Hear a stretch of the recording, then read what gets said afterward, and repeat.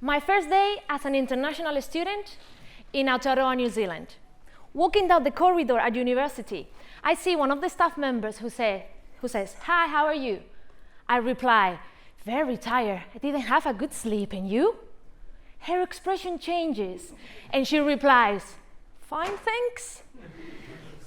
I can read, "Oversharing. I was just being polite." I was grammatically correct, but speaking a language properly is not enough. My teachers taught me all about grammar, vocabulary, and use of greetings, but didn't help me understand that culture is embedded in language. This is integral because learning languages is a great way to learn to respect cultures that are different to your own. However, this doesn't develop naturally, as we can see in the discrimination towards people who are different. Educational authorities around the world have been developing teaching approaches for educators to create empathetic human beings. In 2010, in Aotearoa, New Zealand, the Ministry of Education published a report on interculturality to help teachers help students communicate respectfully with people with different languages and cultures. Something particularly relevant here in Aotearoa, New Zealand because of its multicultural nature. This is challenging because teachers may not be intercultural or may not have any intercultural training. My study investigated whether and how language teachers were dealing with interculturality in the classrooms.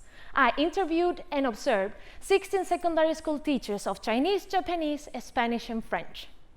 I contributed to my field by examining the role of teachers' proficiency in the language taught regarding interculturality, because previous research didn't focus on that.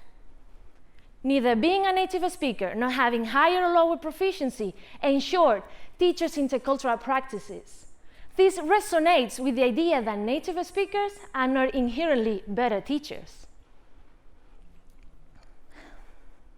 Across all levels of proficiency, teachers demonstrated an implicit potential to help students understand that speaking a language properly is not enough.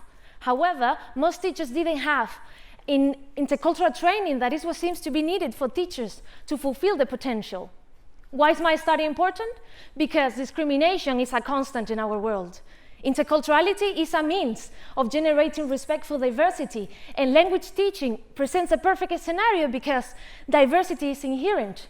When it comes to interculturality, as my study has demonstrated, what matters is teachers' intercultural potential rather than their proficiency. So, after this, just there at the corridor, if we bump into each other and I ask, "Hey, how are you?" What will you say? Thank you.